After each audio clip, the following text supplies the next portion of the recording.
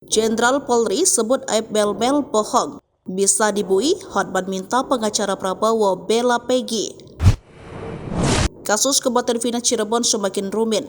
Terlebih kesaksian Aib dan Mel sangat diragukan soal keterlibatan Peggy Setiawan.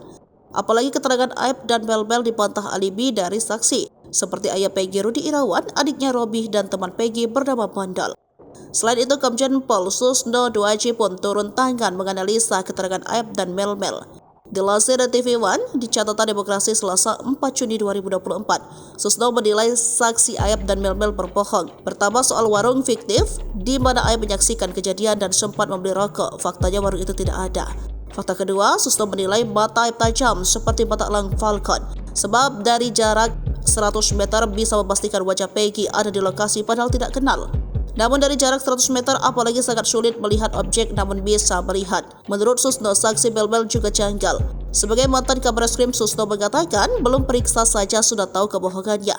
Maka ia menyarankan hakim menggugurkan kesaksian Aib di sidang pra-peradilan. Bahkan Aib dan Mel pantas diproses pidana dan dijebloskan ke bui karena memberikan kesaksian tidak valid.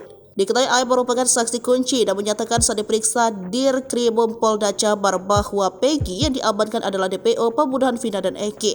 Sebelum itu, dari kesaksiannya pula, polisi menangkap 8 pemuda Cirebon. Satu di antaranya masih di bawah umur kala itu. Melihat ini, pengacara keluarga Vina Cirebon, Hotman Paris Hutapea, meminta tim pengacara Prabowo Subianto, Yusril Ihza Mahendra, dan Otto Hasibuan turun tangan membela Peggy Setiawan agar kebenaran terungkap, sebab netizen menganggap Peggy bukanlah pelakunya.